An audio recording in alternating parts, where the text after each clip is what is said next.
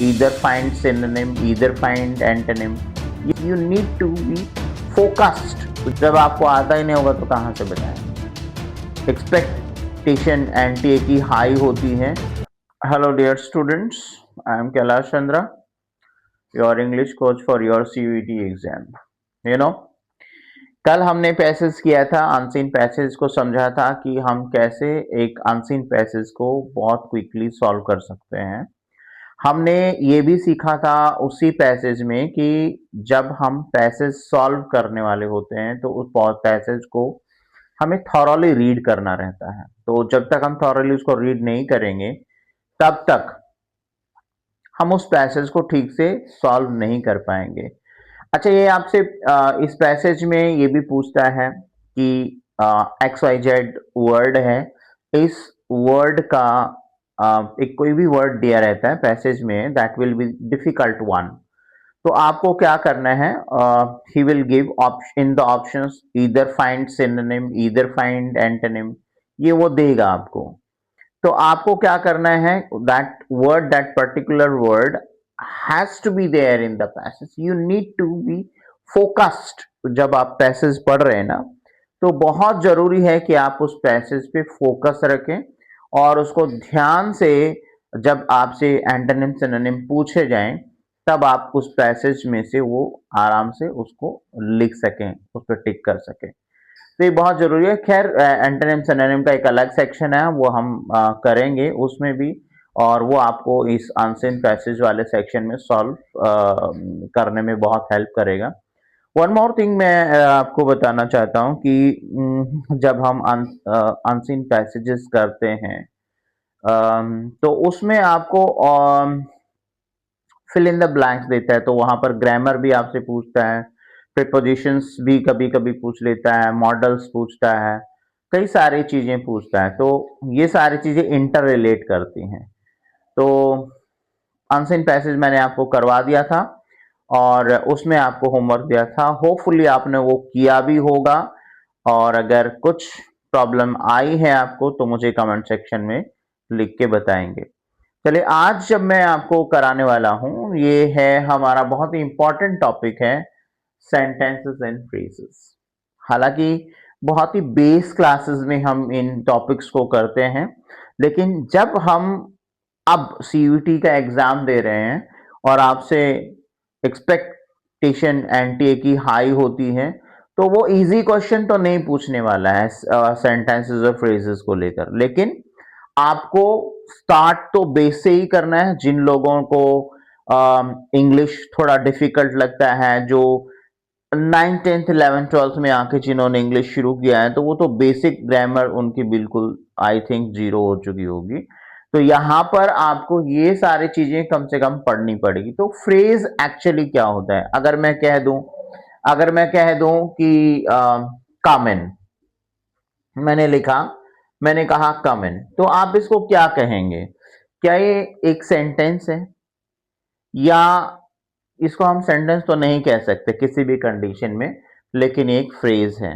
तो कॉमन का मतलब हालांकि सेंस बन रहा है, बट इतना नहीं कि हम इसको एक कंप्लीट सेंटेंस कह सकते हैं. एक कंप्लीट सेंटेंस में हमारा subject, verb, adverb, adjective, preposition और कंपाउंड वर्ड्स कुछ भी आ सकता है. लेकिन यहां फ्रेज आपको समझना जरूरी है कि फ्रेज एक्चुअली क्या है. It is a group of words. No, sentence is also a group of words, but sentence, will talk about it later, it is a group of words that does not make does not make a complete sense, right? It does not make a complete sense. What does this mean now? इसका मतलब ये है कि इसको अपने sentence, इस phrase को अपना सेंस कंप्लीट करने के लिए किसी न किसी चीज की तो जरूरत पड़ेगी. तो उन सब चीजों को कैसे यूज करेंगे सेंटेंस में, आप देखो ये दिया हुआ है कि इट में सेंटेंस में कैसे एक्ट करेगा, एक फ्रेज कैसे सेंटेंस में एक्ट करता है.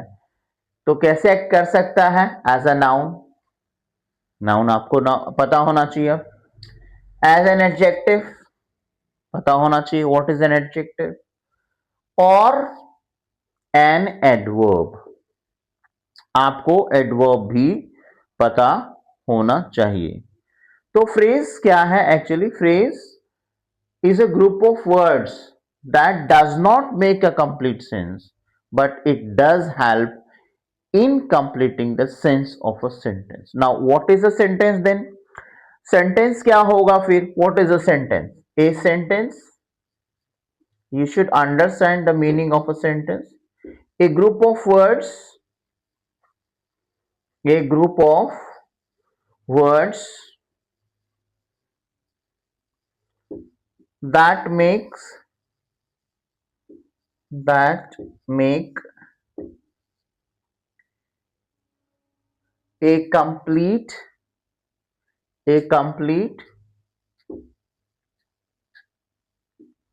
sense. Okay, so this is the difference between phrase and sentences. So अब जैसे अगर हम ये कहते हैं he is he is waiting for me, he is waiting for me, ये कंप्लीट सेंटेंस है।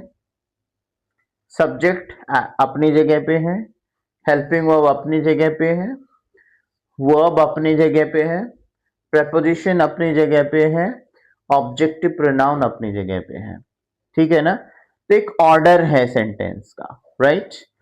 तो इस तरह के सेंटेंस को, ये एक सिंपल सेंटेंस है, और सेंटेंसेस, काइंड ऑफ सेंटेंसेस भी आएंगे अभी, वो भी हम पढ़ेंगे, उसके लिए एक अलग सेक्शन है, तो वो हम कंप्लीट करेंगे। लेकिन पहले आज आपको ये बहुत ही बेसिक चीज है कि आपको एक फ्रेज और सेंटेंस के बीच में डिफरेंस पता होना चाहिए। तो ये एक बेसिक डिफरेंस है कि फ्रेज क्या है, एक ग्रुप ऑफ वर्ड्स, ये ग्रुप ऑफ वर्ड्स तो है लेकिन इसका कंप्लीट सेंस नहीं बनता। Now what is sentence? Sentence is a group of words that make a complete sense. ये हुआ हमारा सेंटेंस। तो ये डिफरेंस है सेंटेंस और फ्रेज में। अभी हम समझते हैं कि जब हम फ्रेज की बात कर रहे हैं तो फ्रेज में नाउन फ्रेज क्या होता है, एडजेक्टिव फ्रेज क्या होता है, और एक एडवर्ब फ्रेज क्या होता है। तो देखो, नाउन क्या होता है? Noun is a word that is used as a subject in a sentence. So noun, it can be the name of any person, place, thing, animal, bird, anything. You see, you understand noun now? So what is a noun phrase then? Noun phrase, this, it acts in a sentence as a noun. Okay, sentence में कैसे act करेगी noun? Noun phrase कैसे act करेगी? As a subject और as a object. ठीक है, noun की तरह एक्ट करेगी। नाउन फ्रेज कैसे एक्ट करेगी? नाउन की तरह एक्ट करेगी। लेकिन ये क्या हो सकता है? सेंटेंस का सब्जेक्ट भी हो सकता है, ऑब्जेक्ट भी हो सकता है। यहां देख लीजिए, एग्जाम्पल है, सेंटेंस मैंने बना रखा, आप ऐसे और भी एग्जाम्पल बना सकते हैं। और देखिएगा बहुत अच्छी तरह से, आप इसको पढ़ेंगे तो आपको रियलाइज होगा कि हम पास्ट में क्या चीजें छोड़कर आ गए, मिस कर रहे हैं, अब उन्हें हम फिर से करना पड़ रहा है। तो बहुत जरूरी है, जो हम पास्ट में हमने कर लिया उसे हम कभी भूले नहीं। Going to temple is my daily routine. Now इसमें क्या नाउन फ्रेज है? Can you find? Noun phrase है गोइंग टू टेम्पल, है ना? This is going to temple. ये आपको नहीं लग रहा कि ये हेल्पिंग वर्ब हो गया? माई डेली रूटीन।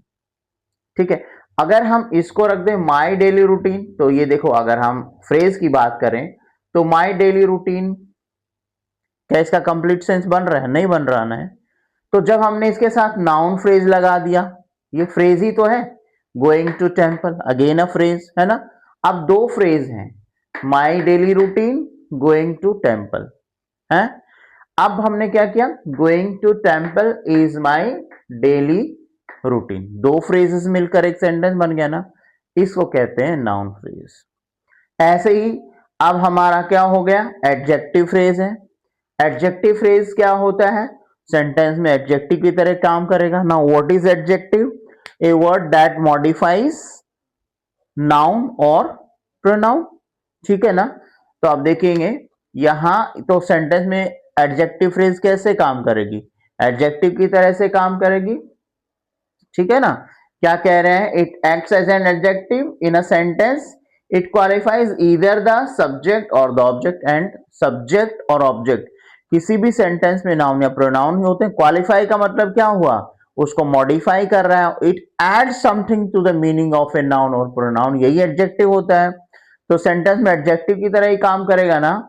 अब क्या इसमें देखो एग्जाम्पल में क्या हम समझ सकते हैं, Mohan is a man of great wealth. अगर हम इस ग्रेट वेल्थ को देख रहे हैं तो ग्रेट वेल्थ किसके बारे में बताया गया है, मैन ऑफ ग्रेट वेल्थ कौन है, मोहन। मोहन क्या है, नाउन, और नाउन को कौन क्वालिफाई कर रहा है, एडजेक्टिव। एडजेक्टिव कौन है, ग्रेट वेल्थ। तो ये ऐसे मॉडिफाई करता है। एडजेक्टिव हम किसी को स्पेसिफाई करते हैं, उसकी क्वालिटी बताते हैं। तो मोहन की क्वालिटी क्या है, मैन ऑफ ग्रेट वेल्थ, ये एडजेक्टिव हुआ। तो अगर हम मैन ऑफ ग्रेट वेल्थ को कंबाइन कर देते हैं तो एडजेक्टिव फ्रेज हो जाता है, ठीक है। तो जब एग्जाम आप देंगे तो ये सारी चीजें बहुत ध्यान से पढ़ना है, बहुत ध्यान रखना है इन सब चीजों का, कि क्या ये एडवर्ब है, क्या ये एडजेक्टिव है। तो अब देखिए, अब समझते हैं एडवर्ब क्या होते हैं। अगर हम एडवर्ब को सिंपल, बहुत ही सिंपल देख लें तो एडवर्ब का मीनिंग क्या हुआ, एक ऐसा वर्ड जो एडजेक्टिव, वर्ब या अनदर एडवर्ब को भी मॉडिफाई करता है, वो एडवर्ब होता है, यस और नो। अब इसी तरह से आप देखिए, इट एक्ट्स, तो सेंटेंस में कैसे एक्ट करेगा, एज एन एडवर्ब। और हमने यहां इसमें क्या क्या हो सकता है, एडवर्ब में क्या क्या होता है, टाइम, मैनर, प्लेस, यही चीज बताता है ना, adverb of time, adverb of manner, ये आपने पढ़ा ही है। अब अगर ये सेंटेंस में आता है और फ्रेज की फॉर्म में आता है तो कैसे आएगा, आपसे ब्लैंक पूछेगा वो, तो उस ब्लैंक का ही आपको आंसर देना है ना। कैसे लिए देंगे, he was driving the car at a great speed, है ना। He was driving the car at a great speed. अगर यहां पर हम देखें कैसे, ये एडवर्ब ऑफ मैनर हुआ कि नहीं हुआ, कैसे ड्राइव कर रहा था, वेरी स्पीड। ही, अगर हम दूसरा एग्जाम्पल ले लें, he hit the ball hard, यहां पर हमने क्या हुआ, he hit the ball was hit hard. तो हार्ड क्या है, अगेन एडवर्ब ऑफ मैनर। तो ऐसे आपसे एडवर्ब फ्रेज पूछा जाएगा। आपसे पूछ सकता है सेंटेंस में कि which part of speech the X Y Z belongs to. जब आपको आता ही नहीं होगा तो कहां से बताएंगे। इसलिए जरूरी है कि इन सब चीजों का आप बहुत ध्यान से सीखें, और मैं करा रहा हूं, होपफुली आप इसको बहुत ध्यान से पढ़ेंगे और अपना सीयूईटी का एग्जाम क्वालिफाई कर लेंगे, अच्छे नंबर लाएंगे, 180 प्लस शायद ले आए आप, अगर मेरी वीडियोस को ध्यान से देखेंगे। Thank you so much.